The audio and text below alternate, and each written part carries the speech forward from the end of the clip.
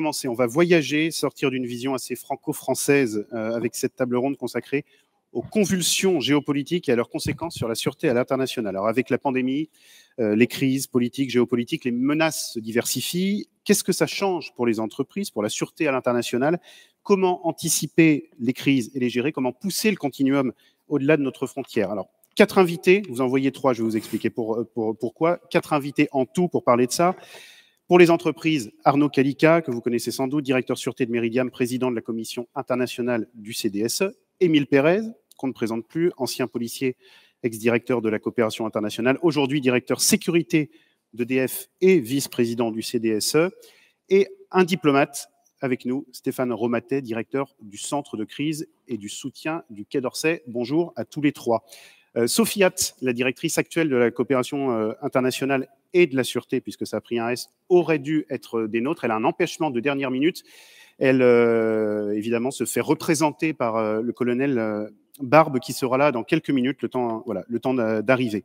Merci donc à tous d'être avec nous cet après-midi. On va parler des intérêts français, mais ce sont des problématiques qui concernent évidemment les directeurs sûreté partout dans le monde, et en particulier les voisins et partenaires du CDSE qui ont tenu à être présents à ce colloque. Alors, à distance, pandémie oblige, et à leur manière, on se retrouve après cette vidéo de quelques minutes.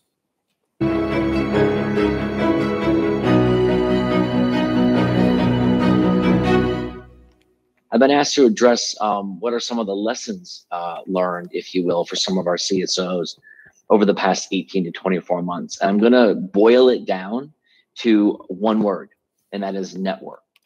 What our CSOs have found is they cannot find themselves in the middle of an emergency, any emergency, in this case, a pandemic, without already having a built-in network to go to answer everyday challenges, questions, problems, concerns. Our CSO members in particular, but all of our ASIS members have access to our 35 online global communities, and constantly all day long, all hours of the day, no matter where you work, no matter where you may be on holiday, you can find answers to questions by simply going to the global communities and seeking to understand that which others may already know. Certainly our CSOs know the value of networking, and our CSOs know that together they make a difference, and individually they can sometimes struggle. So I would say the COVID lessons for most of our CSOs has been that word network, network, network. The other question I was asked to address briefly is what are some of the bigger security concerns that global and or nationally oriented CSOs look at in the next 5 years? And that answer really varies. But at the end of the day, enterprise security risk management and the approach thereof to really looking at the cyber technical threats and the physical threats and making those assessments in a way that allows the CSO to see the enterprise holistically from a risk perspective is a lot of what our CSOs are talking about. I will close by saying thank you so much again to the CDSE organizers. ASIS is very, very, very proud of the work that we do, and we're enormously proud of the relationships that we've developed over the past 3 or 4 years with CDSE, with the Gendarmerie, and we hope very much to continue to do this more so in the future. Thank you, be safe, and very much have a very happy holiday. Thank you. Excusez-moi pour parler en anglais. Please allow me to introduce to you today the German ASW. We are, let's say, your sister organization located in Berlin, Germany. When you asked me what has changed in the last 25 years, and as we are more or less the same age as your organization, just 2 years older, founded in the 1990s as well. So the difference between the time when our organization started their business, I would say we face more or less the same. We still deal with crime, we still deal with terrorist attacks, we still have to face natural disasters and so on. But what has changed is the speed, the acceleration, the intelligence, and the coverage of attacks. I think this is a major difference and the major game changer, and especially by the introduction of the so-called cyber-related attacks. I think this was a paradigm shift for our entire security function. Based on this, I think 3 elements are important for security experts and security officers and managers.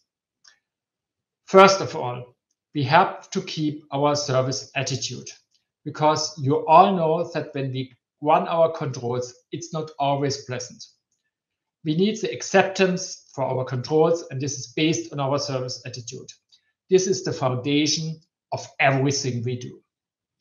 Secondly, we have to be experts in the area we work on, which means we have to be experts in investigations or in physical security or in emergency and crisis management or in IT security, which includes as well the understanding of the business. Because we don't protect security for security reasons, we protect our companies to enable business and to protect the business for our companies and stakeholders.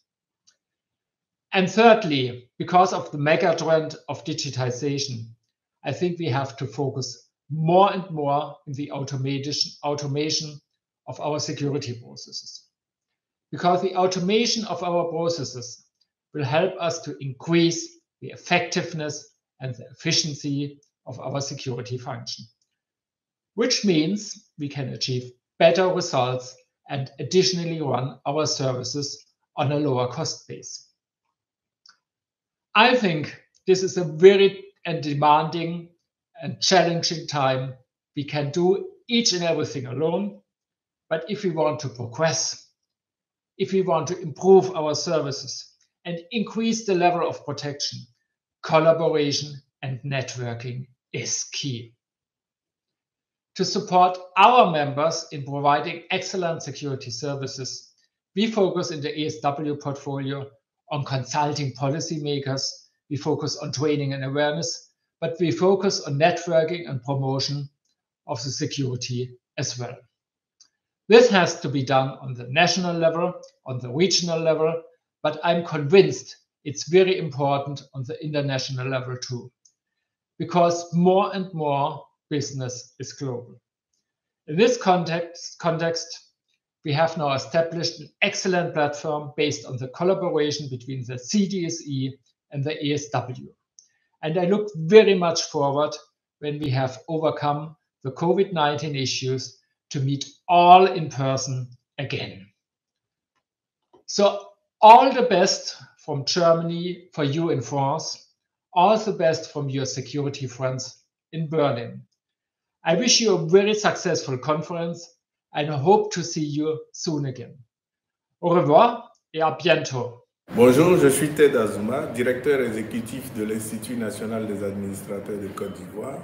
Nous sommes une association créée en 2013 et notre mission c'est de professionnaliser le métier d'administrateur. Pour ce faire, nous formons donc tous les hauts dirigeants d'entreprises, publics et privés, à la gouvernance d'entreprise, à la responsabilité sociétale et aux finances. Dans la recherche d'une amélioration de la gouvernance des entreprises de Côte d'Ivoire, nous sommes entrés en partenariat avec le CDSE. Et ce partenariat a permis d'introduire dans notre module de formation la question relative à la sûreté et à la sécurité du patrimoine matériel et immatériel des entreprises. Avant cela, il faut reconnaître que la question de la sûreté n'était pas très bien abordée par les entreprises ivoiriennes. Leurs dirigeants ne savaient pas très bien faire la différence entre la sûreté et la sécurité et ne connaissaient pas très bien les dispositifs nécessaires pour combattre donc ces faits de menaces-là. Et grâce à notre partenariat et aux formations que nous avons pu mettre en place, nous avons sensibilisé donc les directeurs d'entreprise, les directeurs généraux d'entreprise, les présidents de conseil d'administration à ces questions de sûreté et de sécurité. J'aimerais souligner que la question de la sécurité abordée en Côte d'Ivoire est cruciale dans la mesure où vous savez très bien que la Côte d'Ivoire se situe en Afrique de l'Ouest et que l'Afrique de l'Ouest est un espace qui est sous la menace terroriste. Or, les entreprises sont également objet, donc cible de cette menace terroriste. Donc, il est important, il nous a paru donc important de former donc les plus hauts dirigeants aux dispositifs devant leur permettre de protéger leurs entreprises. Et pour ce faire, nous sommes appuyés sur le CDSE. Voilà. Alors, nous pensons que notre partenariat a encore de très beaux jours devant lui parce qu'en 2022, nous allons donc multiplier les formations. Nous allons également procéder à des échanges de connaissances, des échanges de données et des échanges d'informations entre nos deux pays pour permettre aux entreprises ivoiriennes d'améliorer le cadre de travail et d'améliorer donc la gouvernance de leurs entreprises, tout en étant des entreprises performantes. Je vous remercie.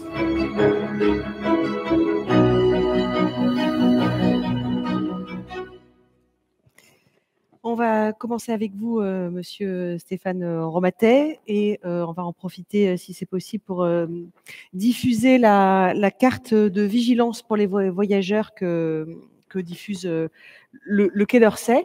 Voilà, avant que vous nous expliquiez plus en détail cette carte, où on voit qu'il y a quand même pas mal de rouge. Est-ce que vous pouvez présenter brièvement les effectifs et le fonctionnement du centre de crise ? Merci beaucoup. D'abord, très heureux d'être avec vous pour cette rencontre annuelle du CDSE, une organisation que nous connaissons bien. Je remercie Stéphane Voland et toute l'équipe du CDSE d'avoir organisé cette rencontre. Nous avons un partenariat avec le CDSE. Évidemment, votre métier, c'est le nôtre. C'est celui de notre sécurité collective. Le centre de crise et de soutien du ministère des Affaires étrangères a une vocation qui est de traiter, de gérer toutes les crises qui ont un impact sur notre sécurité à l'étranger, la sécurité de nos compatriotes, nos communautés qui résident à l'étranger, les visiteurs, les touristes, nos entreprises, toutes les entités diverses et variées qui vivent et travaillent à l'étranger. Cette responsabilité, nous l'exerçons universellement, nous l'exerçons aussi 24 heures sur 24. Et dans le métier qui est le nôtre, nous avons une tâche qui est effectivement d'animer, d'actualiser en permanence ce que nous appelons le site Conseil aux voyageurs. Et nous avons une responsabilité qui est difficile à exercer, qui est de délivrer des recommandations et de coloriser le monde en fonction du niveau de risque. Et il y a une évolution, c'est que le monde devient de plus en plus carmin. La carte a tendance à se rougir. Et vous voyez évidemment les taches rouges qui gagnent. Et si on avait projeté la même carte il y a une dizaine d'années, évidemment, la coloration eût été bien différente. C'est une lourde responsabilité que nous avons de classer les régions, les zones, les pays selon les différentes couleurs. Rouge, ça veut dire n'y allez surtout pas, vous vous mettez en situation de risque. Et je vois bien les conséquences d'un changement de carte, d'un passage d'une carte vers le rouge, en particulier pour nos intérêts économiques. Et c'est quelque chose que nous tentons d'intégrer, mais notre responsabilité, c'est la sécurité. Tout comme vous, vous êtes directeur de la sûreté de vos entreprises, et nous avons le même métier, la même vocation, qui est d'abord, avant tout, de prendre en charge la sécurité des nôtres. Et c'est notre travail, et c'est la raison pour laquelle, évidemment, nous avons ce métier qui est le nôtre, hein, de colorer les différentes régions du monde, et nous le faisons en permanence. Ces sites sont actualisés, ces cartes sont actualisées en permanence, à chaque fois que nous avons des événements, nous en tenant compte, évidemment, dans l'appréciation de sécurité que nous portons pays par pays, mais peut-être on pourra y revenir. Quand vous parlez de sécurité, la priorité, c'est quoi? C'est la sécurité des personnes, bien sûr? C'est la sécurité des Français, hein, quel que soit d'ailleurs l'organisme, le statut qui est le leur, lorsqu'ils sont à l'étranger, en dehors de nos frontières, leur sécurité physique, leur sécurité matérielle, au sens effectivement où nous veillons à leur protection, leur sécurité sanitaire, puisque nous avons aussi la responsabilité au centre de crise, depuis l'apparition du coronavirus, de tenir à jour en permanence les consignes pays par pays, ou les conseils, les recommandations des différents pays s'agissant des mesures barrières qu'ils mettent en œuvre sur la Covid. Et donc, évidemment, la sécurité sanitaire devient une composante de plus en plus importante de notre travail. Colonel Barbe, bienvenue. Vous avez fait votre apparition comme par magie pendant la vidéo. Vous représentez donc la DCIS maintenant, direction, on a ajouté un S pour la sûreté cet été, je crois. Sécurité, pardonnez-moi. Direction mixte, faut-il le rappeler, police, gendarmerie, 72 attachés de sécurité intérieure dans les ambassades qui représentent au total 152 pays et qui veillent, si on peut dire, sur les entreprises françaises qui, à l'étranger, sont soumises à des menaces diverses. Vous iriez dans le même sens que M. Romatet, menaces contre les personnes en premier lieu, c'est ça votre préoccupation? Tout à fait. Bon, dans un premier temps, au nom de Madame Hatt, la directrice de la coopération internationale de sécurité, je tenais à présenter les excuses de la DCIS puisque Madame Hatt a été retenue à la DGPN et n'a pu sortir d'une réunion très importante à l'heure. Donc, au pied levé, je me présente devant vous. Oui, la première des sécurités, c'est le premier des enjeux, c'est l'enjeu sécuritaire, et la sécurité des personnes. Les entreprises, vos entreprises à l'étranger sont confrontées à un triple enjeu en termes de menaces. 1, ils doivent protéger leurs biens. 2, protéger leur personnel. Et 3, protéger leur information, leur réputation et toutes leurs données.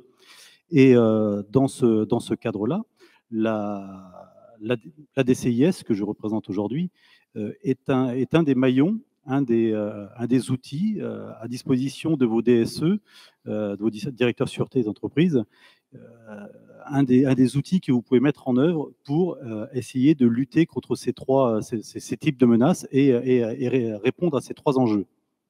Concrètement, quand vous parlez de menaces, est-ce qu'un salarié, en tant que représentant d'une entreprise française, peut directement être pris à partie, mis à mal, parce qu'il représente la France et une entreprise française? Oui, tout à fait.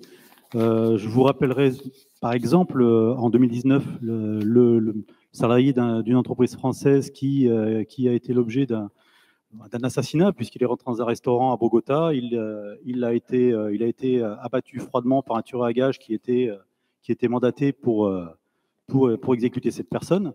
Donc oui, une personne qui représente les intérêts français peut être la cible on va dire, d'une grande criminalité organisée ou de petits malfrats.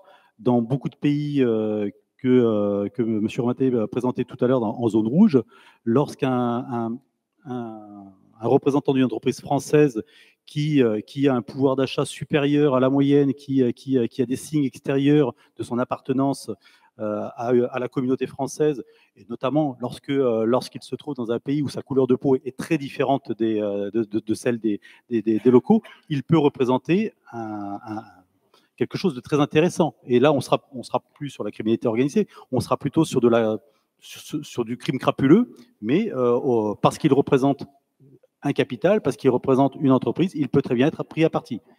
Je prends également un autre exemple. 2020 en Russie, Moscou, un représentant, un directeur, pas un directeur sûreté, mais on va dire un des membres de l'équipe de sûreté d'une entreprise française sort de chez lui et parce qu'il est dans cette entreprise pour laquelle il essaie de mettre en place des process de lutte contre la corruption interne, il se fait passer à tabac à coups de barre de métal devant son domicile.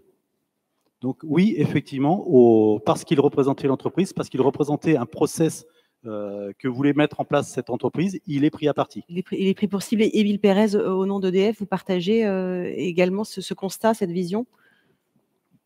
Oui, tout à fait. Et j'aurais peut-être une lecture encore un peu plus sinistre, puisque l'ambassadeur Stéphane Romatet nous a montré la carte du ministère de l'Europe et des Affaires étrangères. Et moi, je voudrais insister sur le fait que cela peut arriver partout, y compris dans des zones qui sont en vert. L'actualité récente, mais ce que nous vivons en termes de terrorisme depuis de nombreuses années maintenant, nous a bien démontré qu'on pouvait avoir des actions terroristes un peu partout dans le monde et parfois même à Paris. Donc, il faut faire très attention à cela. Il faut véritablement que nous soyons en capacité d'accompagner ce qui constitue la principale richesse d'une entreprise, c'est-à-dire les femmes et les hommes qui travaillent pour l'entreprise, de les accompagner partout dans le monde, qu'ils soient français ou non, parce que nous avons énormément de non-ressortissants français dans nos effectifs, et d'être en charge de leur sécurité même lorsqu'ils sont éloignés de leur base en tant que missionnaires ou en tant qu'expatriés. Et il faut le faire de manière équilibrée. Bien entendu, nous n'allons pas mettre en place des dispositifs qui vont freiner leur action, freiner leur intervention, etc. Nous allons le faire en fonction d'une analyse fine des risques, une analyse fine des menaces que nous ne pouvons pas mener seuls et que nous menons en coproduction totale avec les affaires étrangères, avec la DCIS, avec tous les éléments qui sont en notre possession pour essayer d'adapter nos propres dispositifs. Et c'est pour ça que nous avons au sein de notre équipe, au sein de la direction de la sécurité et de l'intelligence économique, une équipe dédiée pour tous les déplacements. Et on n'émettra jamais un billet d'avion pour un déplacement professionnel sans un avis de cette équipe sur la pertinence sécuritaire de ce déplacement. C'est-à-dire que le déplacement peut être purement et simplement annulé ou... On peut émettre un avis négatif si jamais l'entreprise a un besoin plus que nécessaire, vital, de recourir à ce type de déplacement. Il va falloir une intervention du COMEX de l'entité qui va autoriser, à titre exceptionnel de ce déplacement, sous la condition de la mise en place d'un plan d'accompagnement sécuritaire de ceux qui vont se déplacer. Vous avez leur responsabilité aux salariés humaines, j'allais dire. Vous avez aussi une responsabilité pénale. Nous avons d'abord une responsabilité humaine, comme vous le soulignez, et puis Karachi, nous avons montré des images ce matin, l'attentat de Karachi nous a bien démontré que nous avions également une responsabilité pénale. Mais avant de brandir cette menace du pénal, il est surtout important de tenir compte de l'humain. C'est notre plus grande richesse. Colonel Barbe, on revient vers vous. On a parlé de l'humain. Il y a aussi quand même les biens. Eux aussi peuvent être pris à partie. Oui, tout à fait. Je vais vous prendre un exemple. Lors de le vote de la loi sur le séparatisme en France, plusieurs DSE des entreprises situées sur le territoire du Royaume-Uni se sont tournées vers nous par crainte de prise à partie, de dégradation de leur structure, dégradation de leurs biens, dégradation de leurs véhicules, etc., etc. Donc ils se sont tournés vers nous parce qu'ils avaient cette crainte que représentant la France à l'étranger, dans le cadre d'une loi qui était débattue en France, les intérêts de leur société puissent être atteints. Je vais prendre un autre exemple. Lorsque, par exemple, vous avez des mouvements d'ultra-gauche en Grèce qui veulent conduire des actions médiatiques contre les grandes sociétés, contre le capitalisme, etc., etc., ils s'en sont pris et ils s'en prennent aux représentations, aux infrastructures et aux véhicules des sociétés représentant ces grandes sociétés capitalistes dans leur pays. On touche déjà là un peu à l'aspect géopolitique, hein, quand vous parlez des projets de loi en France qui peuvent avoir un impact à l'étranger. Dernier point de vulnérabilité, pas des moindres, c'est la protection de l'information pour les entreprises, l'espionnage industriel, les cybermenaces. Il y a vraiment une palette qui est extrêmement large. Oui, tout à fait. Comme disait M. Pérez, la plus grande richesse d'une entreprise, sont ses hommes, c'est son capital humain. Mais sa deuxième plus grande richesse, c'est son information, ses données. À partir du moment où on atteint ces données, on touche au cœur de l'entreprise. On peut ruiner tout le travail mis en place par une entreprise pour acquérir une certaine réputation sur la scène internationale.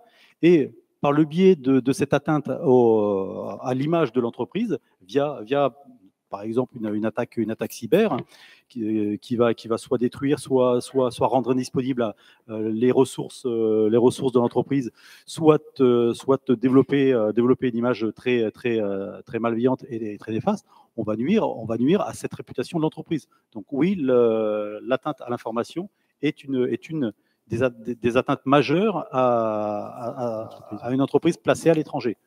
Et on le voit notamment sur des pays comme Israël, comme la Chine, comme la Russie, comme l'Ukraine, où ces secteurs sont quand même, nos adversaires sont quand même très en pointe dans ce domaine et nous portent des coups qui sont quand même très très rude. Ouais, très sérieux, tout à fait. Stéphane Romatet voulait peut-être rebondir. Effectivement, si les tensions géopolitiques, elles se traduisent parfois par des boycotts des intérêts français, comment est-ce que vous faites pour adapter très rapidement votre message? Alors, d'abord, une constatation. Je suis à la tête du centre de crise et de soutien depuis 3-4 mois maintenant, après avoir été en poste en Égypte, dans un pays confronté à des menaces sécuritaires très élevées. Et donc, évidemment, j'étais en Égypte très alerté déjà par les questions de sécurité, en particulier pour nos entreprises. Et j'étais notamment en Égypte, ambassadeur en Égypte, il y a 1 an, lorsque la campagne de boycott des entreprises françaises a été diffusée à la suite de l'intervention du président de la République, le discours des Mureaux après l'assassinat de Samuel Paty. Et là, nous avons vécu des moments très, très difficiles où nos entreprises, parce qu'elles étaient françaises, dans un pays arabo-musulman, étaient ciblées à raison de leur pavillon français. Et il a fallu, évidemment, avec les autorités locales, dont le concours a été très précieux, immédiatement concevoir des dispositifs de protection de nos entreprises. Et on voit bien, ça a été illustré précédemment, Émile Pérez l'a dit également, que la menace, elle peut être, sur des sujets de cette nature, partout. Donc notre responsabilité, c'est d'être prêt. Peut-on prévoir les crises? Non, parce qu'elles ne se produisent jamais à l'endroit où vous attendez qu'elles se produisent. Elles ne préviennent pas. Elles ne préviennent pas les crises. Mais il faut les anticiper, c'est-à-dire être dans cette capacité d'être prêt partout pour le jour où la crise apparaît. Ça, c'est vraiment pour nous une exigence qui est constante. Donc, nous tenir prêts en permanence, et ça veut dire en particulier dans le réseau diplomatique que nous animons, veiller à ce que nos ambassades puissent être en permanence prêtes à gérer une situation de crise. Deuxième situation, être en permanence, deuxième élément, être en permanence en alerte, être capable de détecter la crise qui va survenir. Et c'est la responsabilité du centre de crise. À partir de ce flux d'informations que nous traitons en permanence, être capable d'aller identifier la situation qui peut dégénérer en situation de crise affectant les intérêts français à l'étranger. Et puis, troisièmement, être prêt sur le terrain, être en vigilance à Paris et avoir une capacité de réaction immédiate, c'est-à-dire pouvoir mettre en œuvre instantanément des mesures de traitement de la crise, pouvant aller, le cas échéant, comme nous l'avons fait encore récemment, jusqu'à des scénarios d'évacuation de nos communautés françaises. Voilà, donc anticiper, détecter et être opérationnel dans la réaction, c'est un petit peu le triptyque du centre de crise que nous nous efforçons de mettre en œuvre. On va avoir l'occasion de reparler des relations que vous avez les uns avec les autres sur le terrain, à Paris, dans les ambassades à l'étranger. Il y a une menace dont on n'a pas parlé, c'est la menace de la rupture de la chaîne d'approvisionnement. Évidemment, ça intéresse les directeurs sûreté que vous êtes ici. Question mise en lumière en particulier avec la crise sanitaire. Les directeurs sûreté ont un rôle à jouer, mais l'État veut aussi prendre sa part. C'est en tout cas l'engagement de Franck Riester, qui est ministre délégué auprès du ministre de l'Europe et des Affaires étrangères en charge du commerce extérieur. On va baisser les lumières à nouveau. Il va nous expliquer ça en vidéo sur grand écran. Monsieur le Président, cher Stéphane Volant, mesdames et messieurs, chers amis, c'est un véritable plaisir d'intervenir devant vous aujourd'hui et je tiens à remercier Stéphane Volant pour son invitation. En tant que directeur de la sécurité d'entreprises françaises active et exposée à l'international, je sais que vous avez été particulièrement mobilisé dans le cadre de la crise sanitaire. C'est souvent vous et vos équipes, en lien parfois avec le centre de crise et de soutien du ministère de l'Europe et des Affaires étrangères, dont je salue le directeur Stéphane Romatet, qui avait été en première ligne pour assurer la continuité d'activité pendant la crise. Je tiens à saluer votre action essentielle pour nos entreprises et leurs salariés. Vous le savez, nous traversons une époque très particulière, marquée par la multiplication des menaces et risques internationaux de toute nature, géopolitiques, climatiques, numériques et bien sûr sanitaires. La crise sanitaire a très clairement montré à quel point notre activité économique et nos chaînes de valeur pouvaient être vulnérables à la matérialisation de ces risques. Je veux vous présenter en quelques mots la façon dont nous entendons relever ces défis. Ces défis, nous voulons les relever avec nos partenaires européens qui partagent notre diagnostic. Il s'agit de structurer une véritable autonomie stratégique européenne pour sécuriser nos chaînes d'approvisionnement. Nous devons marcher sur nos deux jambes, que sont la politique commerciale et la politique industrielle. Au plan commercial, d'une part, cela signifie diversifier nos partenaires commerciaux, notamment dans les secteurs où nous dépendons excessivement de fournisseurs trop concentrés, par exemple dans le secteur des semi-conducteurs. Nous voulons également mieux réguler les échanges pour qu'ils répondent à nos intérêts et à notre ambition pour la transition écologique et numérique de notre économie. Et nous voulons y parvenir tout en levant les freins et les barrières qui perturbent les flux commerciaux. Au plan industriel, d'autre part, cela passe par une stratégie européenne et nationale d'augmentation de nos capacités de production dans les secteurs stratégiques, les médicaments par exemple. Il est évident désormais qu'il faut repenser certains schémas d'approvisionnement. C'est le sens de nos efforts pour localiser en France et en Europe les activités dont nous aurons besoin demain, mais aussi pour colocaliser davantage certaines productions dans des pays proches et des partenaires de confiance. Comme vous le savez, la France prendra à compter du 1er janvier 2022 la présidence du Conseil de l'Union européenne pour 6 mois. Nous saisirons cette opportunité unique pour faire avancer ces différents chantiers avec nos partenaires européens. Nous sommes déterminés à bâtir une Europe plus forte, fondée sur un modèle de croissance plus résilient. Mes chers amis, je vous remercie pour votre attention et je vous souhaite d'excellents échanges à l'occasion de ce colloque annuel. À très bientôt. Arnaud Kalika, on va vous donner enfin la parole, peut-être pensez-vous. Alors, vous avez 2 casquettes, directeur sûreté chez Meridiam. Pour ceux qui étaient là ce matin, vous avez entendu votre patron Thierry Déaut parler de l'indispensable Arnaud, mais vous êtes aussi Arnaud Kalika à la Commission internationale du CDSE. Et donc, c'est à ce titre que je vous pose la question. Est-ce que c'est important d'intéresser les entreprises à la géopolitique, mais sous l'angle du business ? Oui, ça me paraît essentiel. En fait, je pense qu'il n'y a pas d'économie sans géopolitique et il n'y a pas non plus de géopolitique sans économie. Et le travail de la Commission internationale du CDSE, c'est essayer d'acculturer les directeurs sûreté-sécurité à des problématiques qui ne sont pas nécessairement les leurs au quotidien. Donc récemment, on a traité de la problématique de l'eau, on a traité de la problématique de la sécurité alimentaire. Parfois, on fait des focus également plus géopolitiques traditionnels, le Sahel, le sous-continent indien, l'Amérique latine. Voilà. Mais l'idée, c'est vraiment de partager un petit peu des perceptions, des appréciations un petit peu différentes pour élargir un petit peu le champ finalement de compétences et de réflexion de l'ensemble des directeurs. Je pense que ça fonctionne plutôt assez bien. On a quand même pas mal de participants, beaucoup de questions, des interactions. Donc c'est quelque chose qui était en attente visiblement. Chez Meridiam, vous êtes, je crois, vraiment le seul en charge à temps plein des questions de sûreté. Vos contacts personnels, ils sont avec les institutions, ils sont à Paris, ils sont sur le terrain? Oui, c'est vrai que je suis le seul. Bon, Meridiam est une structure qui peut se le permettre puisqu'en fait c'est une société de gestion donc qui comporte un nombre limité en fait d'expatriés et de personnel. Donc, ce qui permet une certaine fluidité dans la gestion de l'ensemble des périmètres de la sûreté-sécurité. Mais en effet, donc c'est moi qui vais aller au contact des institutions et institutionnels, mais j'ai aussi des relais terrain en fonction de nos différents bureaux qui sont en Afrique, aux États-Unis, ou en Turquie, ou ailleurs en Europe. Colonel Barbe, peut-être pour compléter les propos d'Arnaud Kalika, vous pouvez nous expliquer un petit peu comment sur le terrain les directeurs sécurité et sûreté des entreprises entretiennent des liens avec vos attachés de sécurité intérieure. Est-ce que les liens sont institutionnels? Est-ce qu'ils sont informels? Est-ce qu'il y a des notes?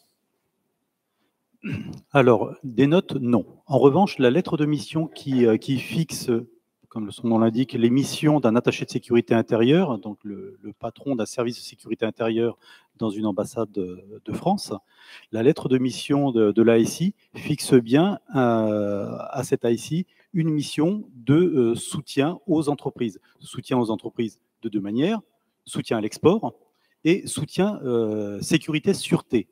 On doit donc, en tant que membre d'un SSI, on doit avoir une relation privilégiée avec les directeurs sûreté, lorsqu'il y en a, des entreprises projetées, implantées à l'étranger. Cette relation n'est pas, on va dire qu'elle n'est pas, je ne sais pas qu'elle n'est pas naturelle. C'est qu'il faut il faut la susciter, il faut la faire vivre, il faut l'entretenir. Un DSE n'ira pas forcément d'instinct vers un attaché de sécurité intérieure. En revanche, ça devrait devenir un réflexe. Même si nous, on prône pour que ça devienne un réflexe, ça ne l'est pas encore. Tout comme des ASI ne vont pas forcément au contact direct des DSE. Donc cette relation, c'est une relation qui doit, comme j'ai dit, qui doit être générée et entretenue. Comment elle peut être générée?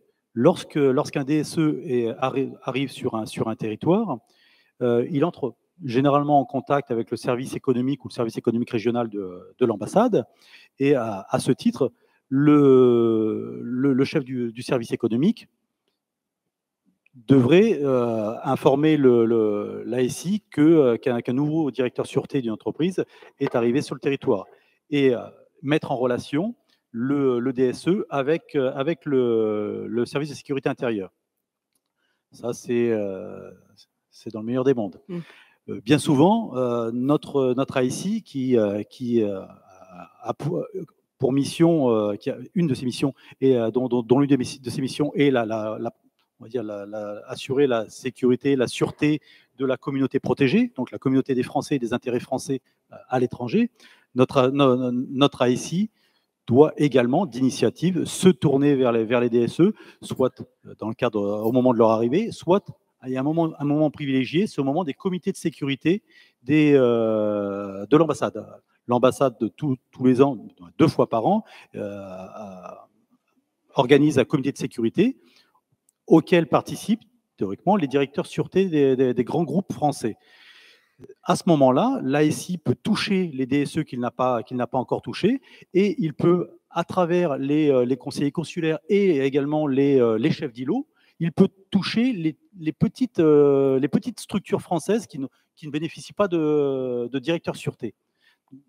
Donc, à ce titre-là, la relation peut naître. Là, je parle de directeurs sûreté résidents.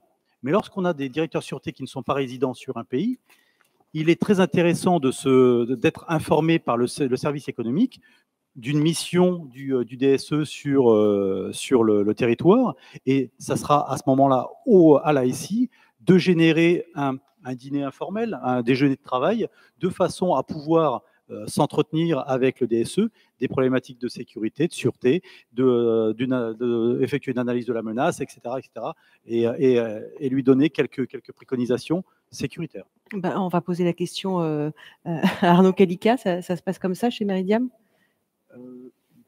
Oui et non, c'est-à-dire que moi j'ai des relais sécurité, mais pas de directeur sécurité de zone géographique, et donc l'idée pour moi c'est de décloisonner en fait la sécurité à tous les niveaux de l'entreprise Meridiam. C'est une entité qui est surtout composée d'ingénieurs qui n'ont pas nécessairement la culture de la sécurité. Donc mon travail à l'intérieur de Meridiam, c'est vraiment d'acculturer aux problématiques de sécurité pour qu'ils puissent, une fois qu'ils vont être en poste à la tête de leur société de projet, par exemple sur Addis Abeba ou sur Dakar, participer à ces réunions de comités de sécurité, et d'une certaine façon, je n'ai plus besoin d'y être. S'il y a un souci, ils vont me rapporter. Par contre, ce qu'il faut suivre, c'est un petit peu ce que disait Émile, c'est-à-dire qu'il faut vraiment mettre des process en place extrêmement stricts, à la fois sur la sécurité voyage, sur la remontée d'informations de tout type qui a un lien avec la sécurité. Et sur place, il y a d'autres types d'interlocuteurs qui peuvent être intéressants pour vous? Oui, moi j'ai une vision assez large de la sécurité, donc je n'hésite pas non plus à aller voir des membres de la société civile, pourquoi pas de temps en temps des journalistes locaux, des consultants, des structures de sécurité privée locale, histoire de prendre des informations un petit peu dans tous les milieux.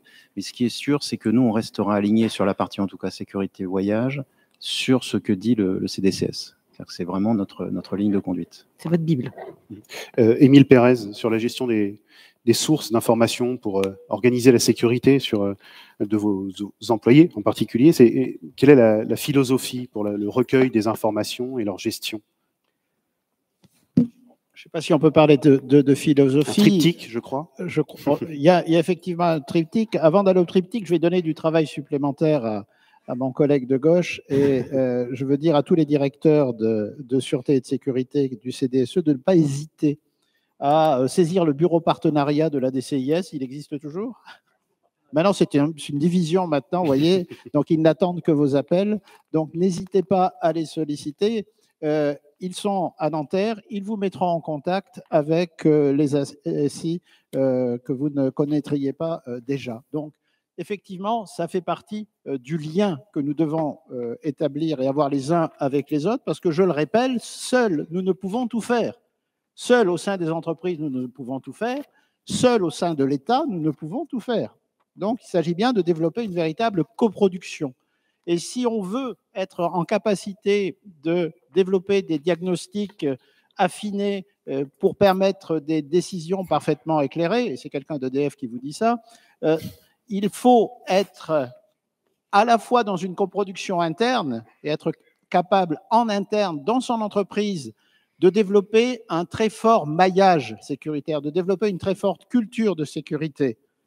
Et ça, c'est la base. Avant de demander à l'État de faire les choses pour nous, il faut qu'au sein de nos entreprises, nous soyons en capacité de bien connaître nos besoins, de bien connaître les risques qui sont susceptibles d'affecter les intérêts de nos entreprises. Il y a ce que j'appelle le triptyque des 3 âges, le maillage, le réseautage et le partage.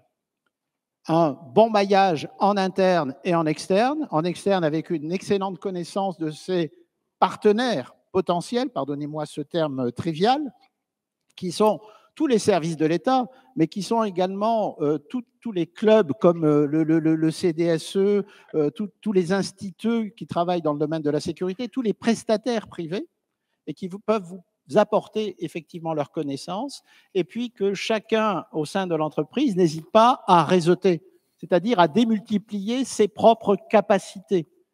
Et enfin, c'est le partage. Au-delà du maillage et du réseautage, c'est le partage. Une information qui n'est pas partagée n'est pas une information. Il faut absolument que nous apprenions, tant en interne qu'en externe, avec l'ensemble des services de l'État, mais également avec l'ensemble des autres partenaires, à partager les informations. Ce sera le seul moyen pour nous de développer des décisions parfaitement adaptées. Nous l'avons vu tout à l'heure, la menace est locale, c'est-à-dire qu'elle est globale, mais ça arrive toujours localement quelque part. Il faut que la sécurité que nous mettions en place soit également locale, c'est-à-dire qu'elle soit parfaitement adaptée aux risques, aux menaces que nos salariés, que tous ceux qui travaillent pour nos entreprises peuvent trouver sur le terrain. Arnaud Kalika, le moment clé pour une entreprise quand elle s'implante à l'étranger, c'est vraiment le moment où on s'installe, le moment où on s'implante, où il faut préparer la sûreté? Non, c'est le moment où on décide d'aller sur le pays ou sur la région. C'est vraiment le travail qui est fait en amont pour dérisquer en fait l'ensemble du projet, donc dérisquer au plan économique, au plan financier et au plan géopolitico-sécuritaire, savoir dans quelle zone on va s'implanter. Si demain, moi, je vois un projet qui s'implante, par exemple, dans le Donbass, bon, je vais avoir tendance à mettre un no-go au projet. Bon, il faudra que je l'explicite. Évidemment, si c'est dans une zone un petit peu différente, plus vers l'ouest, mais toujours en Ukraine, le no-go sera peut-être transformé en ce qu'on appelle high risk, où là, il faudra que j'explique un petit peu, comme le disait Émile, que je déroule une planification un petit peu des opérations au plan de la sécurité. Donc, c'est vraiment très en amont que ça se discute. Chez Meridiam, on a des réunions très en amont sur l'initiation d'un projet, ensuite sur son développement, et puis avec des comités d'investissement, y compris sur le monitoring de long terme. Donc, c'est le vrai travail, il se fait en amont. Les prises d'informations, de contact se font en amont. Émile Pérez, en tant que directeur sécurité, vous êtes associé, vous, avant de candidater à un projet quand on candidate? Oui, on est associé dans ce que l'on appelle de notre côté en bon français une sécurité par la conception. C'est-à-dire que tant pour le bâtimentaire que pour tous les grands projets qu'un groupe comme EDF peut développer, notamment à l'international, il est important que la dimension sécuritaire soit intégrée dès l'origine. Et nous le faisons en France de manière systématique, et les entités du groupe ont à développer, on en a parlé ce matin, tout ce qui concerne l'intégrité, la conformité de nos partenaires potentiels et des marchés sur lesquels nous allons aller, mais également et surtout à l'international, où l'information est beaucoup plus difficile à capter. Nous devons de nous assurer de cela, et c'est pour ça que la DSIE participe au sein du groupe EDF à ce que l'on appelle le comité des engagements du comité exécutif groupe, c'est-à-dire que tous les grands projets, que ce soit des grands projets qui sont budgétairement très importants ou que ce soit des projets qui peuvent constituer un risque très particulier, nous y sommes associés pour que dès la conception, la dimension sécuritaire soit prise en compte. Alors, dès la conception, ça veut dire, Stéphane Romatet, que toutes ces entreprises ont le nez rivé sur votre carte pour savoir s'il faut y aller et si oui, à quel niveau de sécurité. Il y a donc des répercussions économiques. C'est pas neutre, vraiment, pour vous, de placer une zone en rouge? C'est une, je l'ai dit tout à l'heure, c'est une responsabilité. Nous l'assumons, nous la prenons cette décision au vu d'une évaluation de la sécurité. C'est notre métier, même si nous sommes aussi, d'une certaine manière, détenteurs de l'action de l'État à l'étranger et aussi dans son volet de diplomatie économique. Mais notre responsabilité, c'est la sécurité. Et donc, nous avons cette tâche, et je voudrais en faire la promotion aujourd'hui, de ce site Conseil aux voyageurs, qui permet de donner en temps réel, dans les 190 pays du monde, les informations de sécurité, les informations d'ailleurs de toute nature, y compris d'ailleurs pour les voyages d'affaires. Nous avons sur chacun de ces fiches pays, chacune de ces fiches pays, un onglet sur les voyages d'affaires, des informations sur la sécurité du pays, sur les déplacements, sur les conditions d'entrée, de séjour, sur les conditions sanitaires. Tout ceci est mis à jour en permanence. Ce site Conseil à voyageurs, nous avons la responsabilité de l'animer. Toute une équipe fait cela, 24 heures sur 24. Nous faisons des modifications en permanence. Et nous avons récemment pris la décision, parce que ce site était accessible uniquement via le site Internet du ministère de l'Europe et des Affaires étrangères, nous venons de lancer une application sur téléphone mobile, sur Android ou sur iPhone.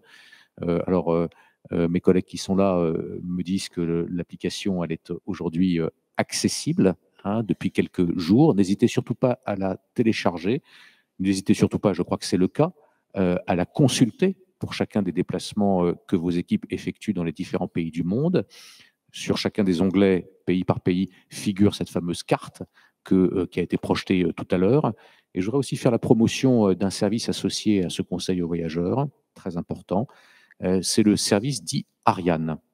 Lorsque vous envoyez vos cadres, vos employés, vos techniciens, vos ingénieurs dans un pays à l'étranger, demandez-leur qu'ils s'enregistrent sur ce que nous appelons le fil d'Ariane. Et nous savons comme ça, en temps réel, combien de Français se trouvent, Français de passage, se trouvent dans un pays donné à un instant donné. C'est très précieux. Je vous cite un exemple, je crois que ça a été évoqué tout à l'heure par M. Kalika. Nous venons de décider il y a 3 semaines l'évacuation de la communauté française en Éthiopie. Alors nous connaissons notre communauté, à l'unité près, nous savons combien de Français résident en Éthiopie, mais nous ne connaissons pas forcément le nombre de Français qui y sont de passage. Et grâce à une interrogation de ce service, le fil d'Ariane, nous savions effectivement que nous avions quelques dizaines de Français qui étaient de passage en Éthiopie à ce moment-là, et nous pouvons, parce qu'ils se sont enregistrés, les toucher individuellement, leur envoyer des messages individuels sur les coordonnées qu'ils nous ont laissées. Ce n'est pas obligatoire, qu'on soit bien clair, mais vous le recommandez. C'est très recommandé. Ce service est malheureusement insuffisamment utilisé aujourd'hui par les Français, notamment les touristes, mais je souhaite, et je profite de cette occasion pour demander à chacun des directeurs de sûreté des entreprises de faire pour leurs propres employés, pour vos propres entreprises, la promotion de ce service, car pour nous, c'est un instrument de gestion de crise absolument précieux, parce que lorsque nous sommes confrontés à une situation de crise dans un pays, nous pouvons comme ça toucher les Français de passage, y compris évidemment les représentants de l'entreprise qui sont de passage dans ces pays. Et donc voilà, c'est pour la sécurité de vos employés, c'est un confort supplémentaire que d'avoir le réflexe fil d'Ariane. La dernière question, parce qu'après je crois que le ministre est sur le point d'arriver, elle est pour vous, colonel Éric Barbe. On a devant nous un parterre de beaucoup de grandes entreprises. Il y a aussi les petites et moyennes entreprises. Comment est-ce qu'elles n'ont pas forcément le luxe d'avoir un directeur sûreté, des référents à l'étranger encore moins? Comment est-ce qu'on fait pour les atteindre? Comme je le disais tout à l'heure, lorsque notre ASI est en poste, lors des comités de sécurité notamment, il peut toucher cette population qui pour certains ne s'inscrivent même pas au registre des Français, on a certains représentants de TPME qui ne s'inscrivent pas au registre français, donc on n'a aucune existence légale et connaissance légale de leur présence sur le territoire. Donc, dans le cadre des comités de sécurité, les chefs d'îlot et les conseillers consulaires connaissent les gens qu'ils représentent ou qu'ils sont chargés d'informer, à qui ils sont chargés de transmettre des alertes en cas de problème. Puisque M. Romatet parlait de crise tout à l'heure, les chefs d'îlot sont là pour on va dire, rassembler la communauté française présente sur leur zone de compétences. Donc ces gens-là sont des vecteurs d'information très précieux et très intéressants. Et ils nous permettent notamment de contacter ces très petites entreprises qui n'ont pas de DSE sur place. Peut-être qu'on a le temps pour une dernière petite question. Arnaud Calica et Émile Pérez qui veut répondre. Est-ce que les budgets dédiés à la sécurité, à la sûreté dans les entreprises a vocation à augmenter? Je peux commencer si tu veux. Pas forcément. Ce qui est important d'augmenter, c'est la culture de sécurité. Et puis après, quand on est dans une entreprise, en fonction du potentiel de l'entreprise et de ce qu'elle souhaite consacrer à la sécurité par nécessité la plupart du temps, il faut s'entourer de professionnels. Moi, j'ai la chance chez EDF d'avoir une formidable équipe de professionnels qui viennent de l'entreprise et qui connaissent parfaitement l'entreprise, mais également des collègues qui viennent d'autres services de l'État. Et ce mélange opérationnel permet, avec peu d'effectifs, d'avoir une opérationnalité maximale. Et oui, pardonnez-moi, je n'ai pas enlevé mon masque, mais je vais le refaire. Donc, d'avoir une opérationnalité maximale. Donc, ça ne va pas coûter forcément plus cher, mais on ne saura jamais combien cela nous aura évité comme perte. Le président de Meridiam le disait ce matin fort justement. Et il ne pourra jamais créer cette balance entre le coût dans la sécurité et ce que rapporte la sécurité. Et pour ceux qui appartenaient à des services de renseignement, ils savent bien que c'est toujours le cas dans beaucoup de domaines. Un petit mot pour conclure. Non, vous êtes d'accord. Très bien. Alors, merci à tous les quatre pour ces échanges. Merci d'être venu, colonel Barbe, au débeauté pour remplacer votre directrice. Merci à tous les trois.